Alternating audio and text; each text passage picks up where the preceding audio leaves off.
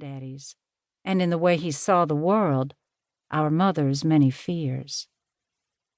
In Ronnie's last years, he fed me piece by little piece what had happened to him as a child.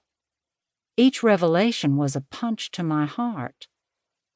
I'd had it so good. He'd had the exact opposite.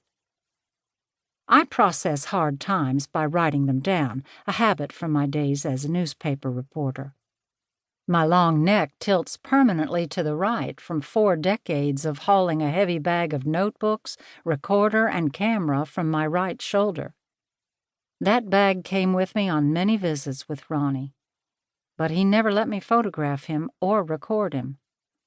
Except for 2 minutes and 17 seconds on a cassette tape, a recording he stopped when he grew self-conscious, I have no record of him as he was at the end. All I can do is commit him to memory with my words. He was a tall, odd-looking skeleton of a man who commanded his barbershop with a flap of his bony arms and a low voice that sounded as if it came from deep within a hollow tube. His customers roared at his tales, loaded with hells, damns, and sons-of-bitches. He told them stories about rascally old hermits up in the mountains and the bears, snakes, and wild turkeys he'd tracked deep within the central Appalachians. He had left school in the 8th grade and educated himself later reading history books at the public library. On my first visit to his barbershop, I thought Ronnie was somebody else. He'd been a young man the last time I saw him. Now it was 1987. He had changed. His forehead jutted out like the prow of a ship. His nose was bigger. His eyes sank deeper within his facial bones.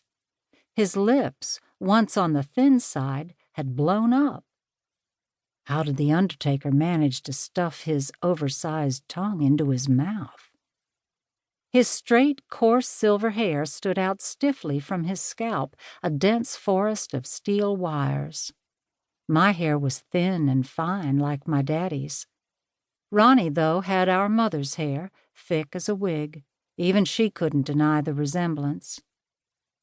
Ronnie stood with his right foot resting on his left, like a 6'3" stork.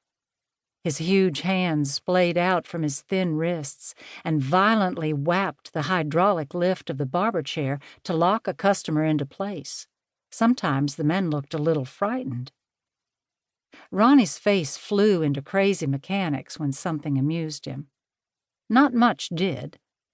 Or rather, it had to be novel, or really clever, or blasphemous.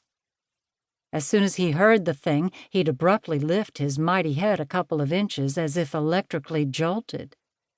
Then, just as quickly, he'd drop it in a half-nod while digesting the story. In another second, great sheets of skin on his face would rise up, turning his eyes into slits and exposing teeth set wide apart by the long, slow jaw growth of the disease that did him in. He'd peer at you above his glasses and deliver a big, booming laugh. This was the closest thing to joy I ever saw in Ronnie. Most of his customers bored him. His face fell or kept the same "oh crap" expression when most of them walked through the shop door. But when they or I made a sarcastic comment he admired, he'd close his eyes in smart-ass authority and pronounce in a rich bass, "Shit." Soon after I reconnected with Ronnie, I wanted to write about him. My folks and I had treated him badly. I couldn't fix that. But through him, I thought, I might reveal a lifetime's reach of suffering for a woman and her unwanted child. The morning I got the call that he was gone, I drove in from out of town. I tore down the interstate as if a magnet in my blood were pulling me back to Ronnie. At his 2 rented rooms, his heaps of stockpiled clothes, guns, cash, and food testified to his reclusive life. He'd always been ready for a quick getaway. I'd stopped by to grab his prized, camel-colored